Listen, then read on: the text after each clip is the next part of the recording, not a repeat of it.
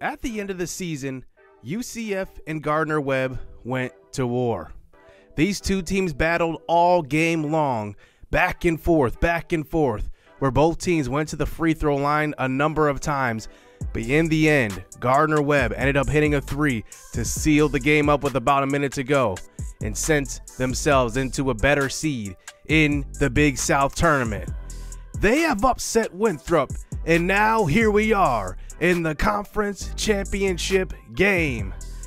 Cameron Parnell is leading this team in scoring so far, and here they go, a 16-15 team, one win away from an NCAA tournament bid. We get our rematch here in the championship. UCF did not look good in that second matchup of the season versus Gardner-Webb, and we went to battle trying to get that #2 seed. But here we are for revenge in the championship. Let's get this game underway. As Marcunas does lose the tip-off, as always, we will watch the first possession here as Gardner-Webb drew 25 free throws in the first game. They went 25 of 29 in that second game, actually, of the season. I guess it was the last game we've seen us play. Here is a drive to the basket and a spinning and one already. Jack McAbee gets called for the foul, and one for Vic Kennard as he goes to the free throw line and already makes it a 3-point game. Good start for Gardner-Webb. They're picking up right where they left off with those fouls being called. Here's a nice pass inside. Marcunas. Jack McAbee finds him. He leads our team in assists this season with 6 per game. And now in a 3-2 game. Here is a corner at almost a 3. A foot was on the line. Nice jump shot right there. 5-2 game. McAbee gets another pick all the way to the basket and will get the and one. McAbee being a little aggressive in the start of this game, and he will draw the foul. He goes to the free throw line. He will hit the and one free throw. And this is the game that we expected. Both teams to go back and forth all game long. Here is a free throw line jump shot fadeaway. This one's missed. Here we go in transition. Up to McAbee. McAbee trying to drive again. And he gets fouled by Kennard this time. And he goes to the free throw line. 3 points for him already. He hits the first, and the second free throw will also be good. 7-5 game here for UCF. The Knights really have turned it around throughout this season. We went from a team who really could not score the basketball, especially without Antonio Johnson. We have figured it out a little bit. There are still times when we look for other scoring like that. There is Jay Henry, a spinning, driving layup right there, and he gets it to go with the left hand, 9-7. Here's his full court trap. We don't use it too much, but there is a reaching foul on McAbee. His second of the game. He will have to come out. Jordan White comes in. As here is a drive to the basket and another foul. This might be a repeat of that last game of the season with Cameron Parnell going to the free throw line. He leads their team in scoring this season. 16 points per game. The second one is off. And here comes Gardner-Webb down by 1 now, back on offense. Here is some good defense, trapping in the corner. Johnson all the way to the bucket, and we'll get it to go. Johnson led our team this year with 20 points per game, and he leads us to the championship. Looking for a big game from him. Here's a drive once again, and one. Oh, my goodness, so many foul calls that Gardner-Webb. They're so good at drawing these fouls. Tyson Chapman goes to the free throw line. He had 18 off the bench versus Winthrop. He gets the and one to go. 11-11 game. Here is a corner 3 that time, missed by Henry. He can shoot those. I haven't been able to make too many with them, but he can still knock those down. Here's another trap in the corner. He gets the pass away, and they will set up the offense, but a good pass inside. It's good by Singleton.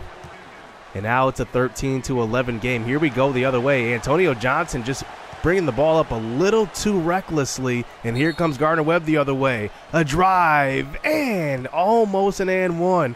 I mean, they go to the free throw line at such a high clip. First free throw is good.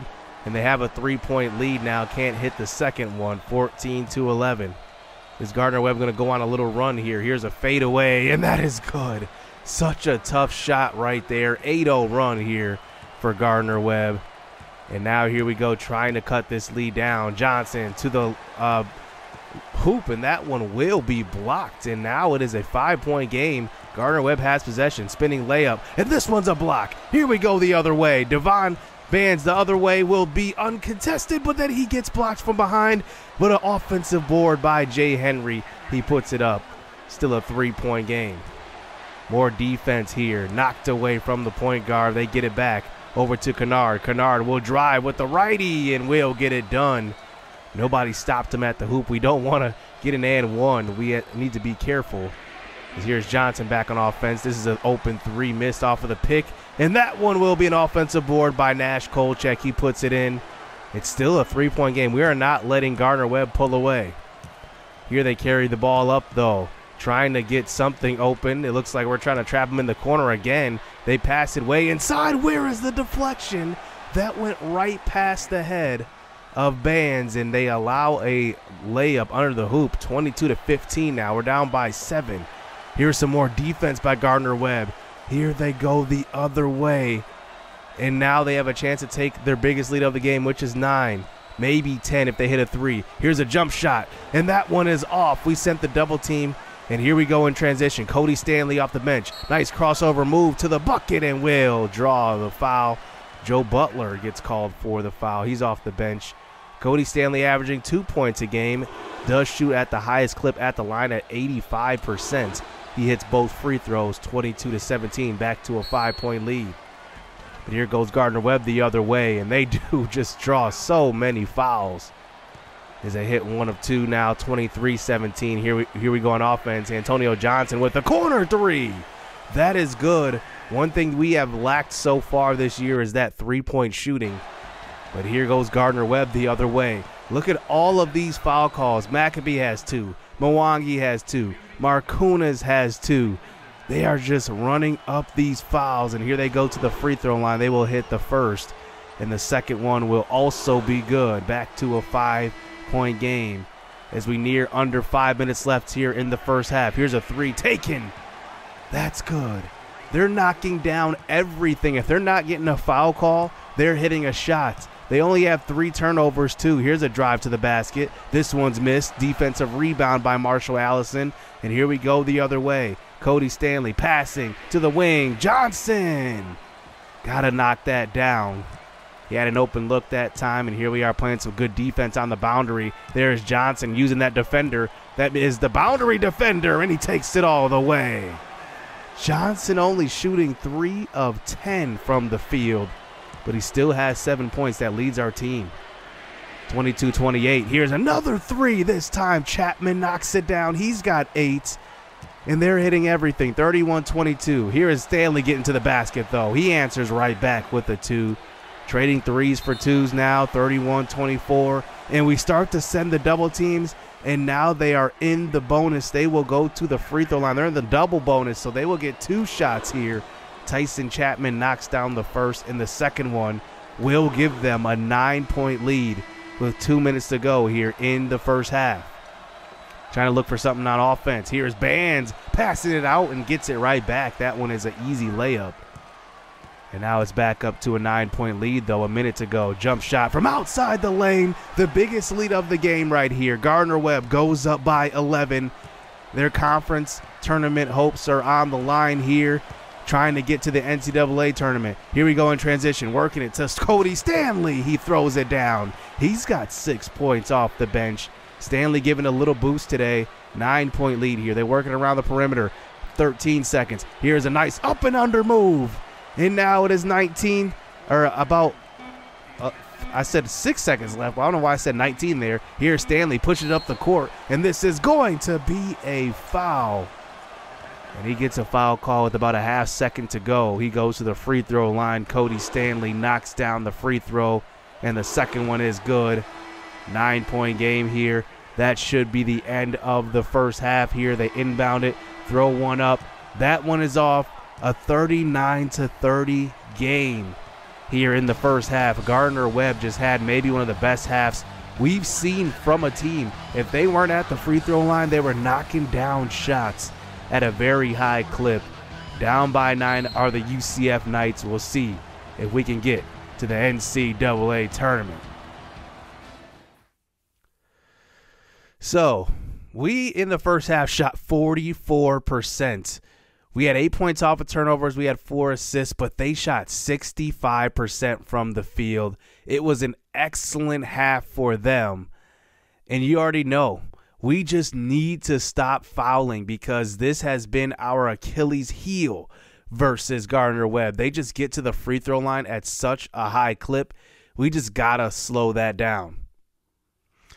So looking at their free throws, they actually hit 15 free throws in the first half, shooting 83% from the line. So we definitely had to cut that down. 39-30 here to start off the second half. Here's a jump shot in the paint. That one's a defensive board. Here comes Jay Henry the other way. He's very aggressive in transition. Nice step back. He takes it into the lane and gets stopped. But an offensive board by Mwangi. He puts it up and in. Mwangi is such a good hustle guy. He gets a lot of rebounds, plays good defense. And now it is a 7-point game. Here's a bad pass deflected. They get it back. And here's Kennard trying to take it in with the left hand. He gets it to go. Even with a good defense right there with the deflection, they get it back with a layup. And now it is back to a 7-point game now, 41-34. Mwangi working it inside, back outside. Johnson for the three, and he hits it. Okay. 4-point game now. We're not going away too easy. As here's Kennard, though, driving the lane, spinning, layup, no foul call finally. And we get the board. Here we go on offense. Antonio Johnson, contested three, a baby hook shot, and Mwangi cannot get it to go. Still 41-37. Here they are driving it to the lane, and another foul call. Johnson gets called for his first, though. It's only his first. So now here we go in the second half, 43-37 now. Markounis gets it ripped away. Here comes Gardner-Webb the other way, working it up in transition. They try to push it up, but we make sure we trap them. But here's a nice pass across court, and another foul call, almost an and one. And now it is a 6-point game here. Michael Towns goes to the line, making it a 7-point game. It seems like when we get close, Gardner-Webb just pulls away. They hit 2 of 2 right there. 45-37. Now on offense, this is a bad pass by Devon Bands. Here they go the other way. Looking for a shot, driving it. That's a miss. I'll take it as a win. Here we go the other way. Johnson all alone with a flush. All right, here we go. This could be the spark we need. A good deflection by Johnson. He allows the pass inside that time. Kennard to the basket. Sometimes we want to shade the pass and try to get a deflection, and sometimes it doesn't work. It allows the driver to drive all the way to the basket. That's what we saw right there. Kennard at point guard now, up by 8. He goes all the way, and nobody stops him. We were in a 2-3 zone right there. I have no idea why we let him through, and Jordan White just lets an easy layup go in. 10-point lead now. Here is Johnson at the end of the shot clock. He just chucks one up, and that one is good. Could that be the spark we need? Who knows? 7-point game, but a lucky shot right there possibly. Here is a missed shot. Defensive rebound by Markounis. Here we go the other way. Johnson trying to get to the bucket. He gets there with the right hand. 5-point game. Johnson with some tough shots here. He's making it a game. Here's a shot by Gardner-Webb. It looks like that may have been tipped. And here we go the other way. Johnson up the court. Back to Kolchak, who misses it, but gets his own board and puts it back up. It's now a 3-point game. Hook shot missed, and it looks like we're starting to get some momentum here. A defensive board by Markounis, and here we are looking for a good shot. They're playing this tough zone. Here we work around to the corner. Johnson for the tie. A 10-0 run here for UCF. And now it is a tie ball game at 49 apiece. A couple of big shots. That deep three at the end of the shot clock. The transition layup. The layup that he actually passed to Nash Kolchak. And then that three in the corner. And Antonio Johnson is our leader. 49-49. Here we go. 6.5 to go here. It's a 0-0 ball game. It's a deflection. Here we go for the lead. Maccabee, he dunks it. UCF comes all the way back after being down the entire game. And here we go. We got ourselves a ball game, boys. Here we go, driving to the lane, but UCF gets called for the foul. Eric Blake goes to the free throw line. He has not done anything today. He hits the first and hits the second. Tie ball game. Just under 6 minutes to go here. Maccabee looking for a shot. They're still playing this tough 3-2 zone. Here's Johnson in the lane. He gets a bucket, and that one will be a nice little layup in amongst the big men, I should say. But here comes Gardner-Webb answering back. An offensive board. Kennard, but he can't get it to go. And here we go. Jordan White in transition all the way, and he draws a foul. And I love Jordan White's energy. He goes to the free throw line. He is so aggressive when he's in attack mode. He hits the first, and he does miss the second, though. And now it is 54-51. We have a 3-point lead here. Let's see if we can keep it here at the end of this game. Here is Stanley handling the ball, passing to the corner. It's Larry O'Neal hitting a three. Wow, what a game here. 57-51. Pass inside. Gardner-Webb answers. 4-point lead here for UCF. 3.5 to go now. Mwangi setting the pick for Cody Stanley. Inside, Mwangi throws it up, and it's an and one. A 6-point game here for UCF. 59-53. And the freshman Bongani Mwangi goes to the free throw line to make it a 7-point game. That one's off to the right. But still a nice lead here. But here's Gardner-Webb answering back with a three. And they have been shooting at a very high clip today. 3-point lead, though, knocking it away from the point guard. We send a couple of double teams. Pass to the middle. This one will be a tough shot and a foul on Larry O'Neal. And here we go, just about 2 minutes to go. It's now a 59-58 game. Antonio Johnson gets it ripped away, and he knocks it to the other team. Gardner-Webb in transition. They decide to stop and hold up the offense. They had a 3-on-1 right there. Interesting. 2 minutes to go. Here's a drive. Kennard cannot get the tough shot. That was not Kennard, actually. And now we get the rebound. We call a timeout to get our starters in and look for the best offensive shot right here. Here's Johnson driving all the way. He passes it to Mwangi, who misses it. Offensive board by Mwangi again. Offensive board by Henry. He gets blocked.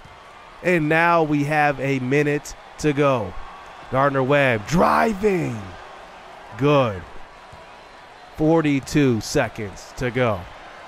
Here we go. Down by one. Johnson handling the basketball. He loses it to the corner. Maccabee for the three. They have to call a timeout. That could be the best shot of the season for Maccabee. He takes the 2-point lead here with about 33 seconds to go. But take a look at what happens next. So NCAA Basketball 10 has freezing issues, but I've never seen this one. Like, the game is stuck here on this frozen screen, but the game is actually still going. You can see there's foul calls being called and everything. So what I'm going to decide to do is just resume this game because I'm not going to play the entire game over. I resume this game using the Gamecast feature. I get it to a score that's very close, and then I fixed it so that they got a bucket here. So it is still a 2-point game, and they have possession. 45 seconds on the clock, though, this time. So after the big shot by Maccabee, here goes Gardner-Webb the other way. Vic Kennard, who has been on fire today, passes outside. 34 seconds to go and counting. It looks like they're going to use a lot of this shot clock. Not a 2-for-1 situation for them. Here's a pass inside. Kennard cannot hit the turnaround hook shot. And here we go, 22 seconds. They're not fouling yet. I don't know why they're not, but they eventually send one. And Parnell gets the foul. And they had to foul a lot because we did resume here. And we get it down to 13 seconds. So I guess it really does match up with the last score and the last time. Maccabee to the free throw line, and he hits the first of two. It's a 3-point game here. 13 seconds. The second one is also good. A 4-point game. We may have just put it out of reach. And here comes Parnell up the court, their leading scorer on the season. He's probably going to take the last shot here. He gets it over to Kennard. We send the double team. We're not going to reach, though. He passes it to the post and will get a nice bucket right there. That was a tough shot. 1.3 seconds to go. We inbound the ball and throw it up, and UCF is going to the NCAA tournament. We win the championship to the team that we just could not get past, and for a while in that game, it did not look like we were going to beat them, but the will of this team ends up being the difference. We fought all the way. Even when we were down, we did not take stupid shots. I'd say the one lucky shot was that three-pointer by Antonio Johnson. It went, and it was a deep three, and he just sunk it. Now, the stats are not the same because we did have to resume the game, but Antonio Johnson in this resume had 29 points. Darkunas had 25 rebounds. And then Vic Kennard was probably their best player before that freeze. And now here we go to the selection show. Where will we be at? So here are the teams on the bubble. Princeton's always good. In NCAA Basketball 10, they went 24-5. And here are the number 1 seeds. It looks like Michigan State is the number 1 overall seed, and here is their region. They went 28-4.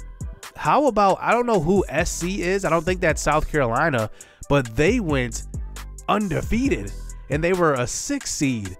Imagine going undefeated and being a 6 seed. That is crazy. Alabama went 31-1.